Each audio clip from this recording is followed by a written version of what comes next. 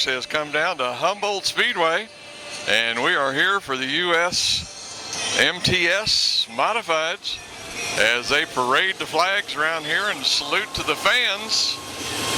Once again, a beautiful sight, another beautiful way to kick off the racing season for 2010.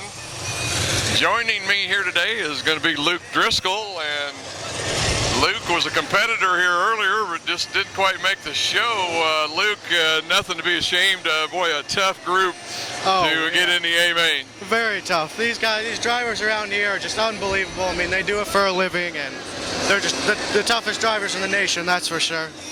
You know, they get the chance to travel all around and are used to setting up the car, so many different ways. Of course, today we've got what looks like a dry slick. Is that pretty true? I mean, you were out there earlier. Absolutely. The track's really started to slick off. I mean, it really started to slick off in hot laps. You could kind of tell you had some black spots in the track, and it's definitely slick out there, that's for sure. Well, I think one of the runs that really did surprise me that we had earlier, though, was Kenny Wallace. Oh, yeah, He ran up around the top the whole time, where it seemed like everybody else was pretty much hanging on the bottom. Yeah, he was, I guess they just had something figured out for that one. That's for sure, no. He is a pretty good driver himself, too, so. Well, we're going to be right back with the start of this race here in just a minute as they collect the flags and get things relined up.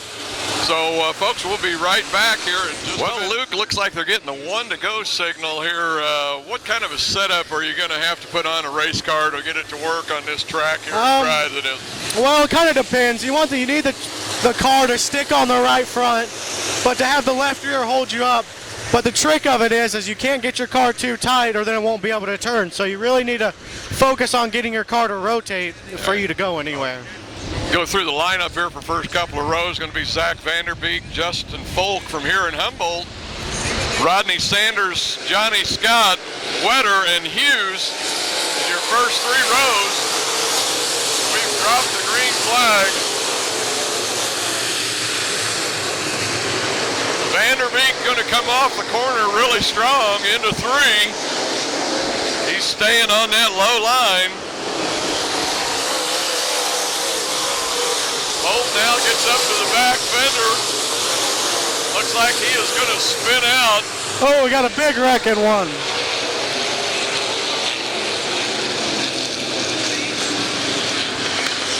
Looks like Folk just kind of got into it a little too soon and too hard, and the car came around, and we may have to have a complete restart.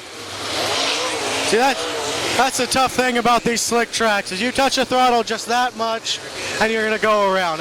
You really got to be easy on the throttle. Well, they're going to reline them, so we'll be back with that start in just a second. Well, Luke, have you got any favorites in this? I don't know about favorites, but I'm looking for somebody towards the back of the pack like John Tesh or Kenny Wallace or Kelly Shryock to come up to the front.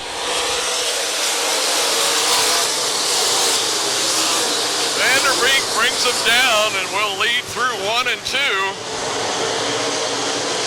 That's the 20 of Rodney Sanders and the 1 ST of Johnny Scott right behind Vanderbeek.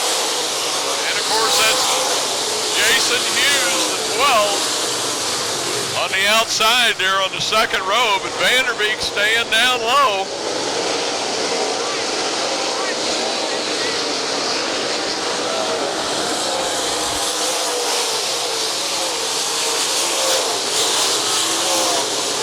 Johnny Scott will lead that lap, but it looks like Vanderbeek's going to come back, coming down the back straightaway, and a piece of sheet metal comes off of Johnny Scott's car, and we got a caution out for debris in turn 3.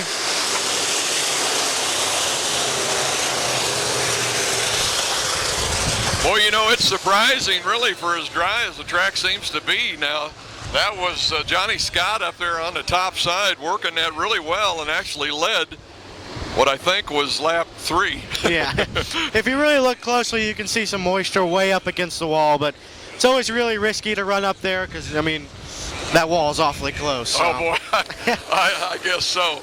Well, folks, they're going to reline them up, and we'll be back in just a minute as soon as they're ready to fire them off again.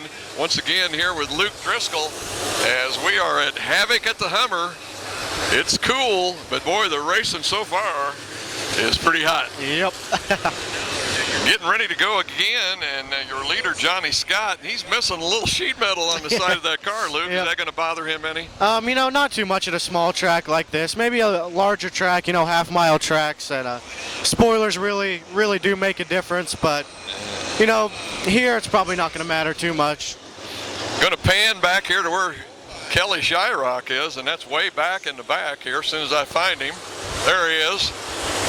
Probably Kelly's playing it wise right now, just keeping cool back here until things open up where he can do some passing. Oh yeah, absolutely. People are going to wreck out, and they'll start trying to charge to the front and just kind of making some mistakes or two, so he'll be all right. Like I say, a wise old veteran just playing it safe. Absolutely. Well, they got a yellow flag out. We're evidently going to reline them a little bit. We'll be back here in just a minute as soon as they figure this out. We're going to fire them off, it looks like, and Johnny Scott's going to be your leader with Zach Vanderbeek there on the inside. That's Jason Hughes on the outside on the second row. And then that is Rodney Sanders, the 20 on the inside. And it looks like Jason Hughes is going to step up here into the middle.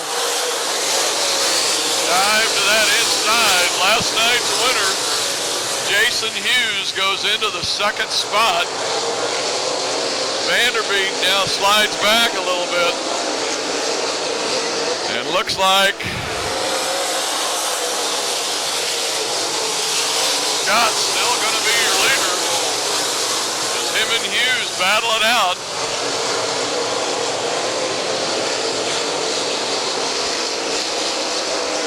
May have a new leader this time. No. Still Scott, your leader. Hughes in second. Vanderbeek third. Sanders in fourth. Yeah, Hughes gets by him on the back straightaway and will definitely take the lead here now.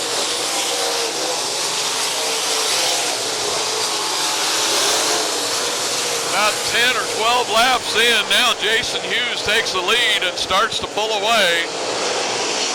Now Scott is going to be challenged by Sanders.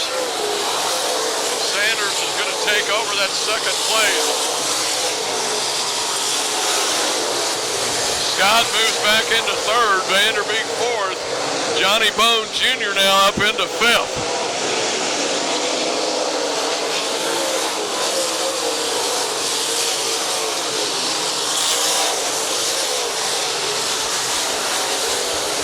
Starts to open a gap now. He must have at least an 8-car length lead already.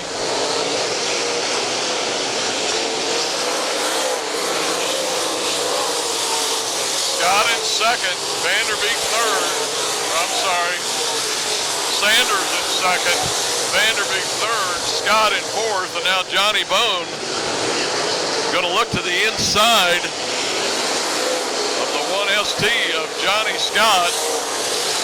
That looked like a tie there at the finish line.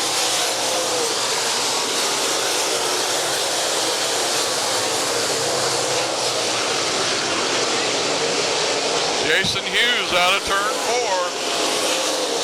Now with at least a 10-car length lead.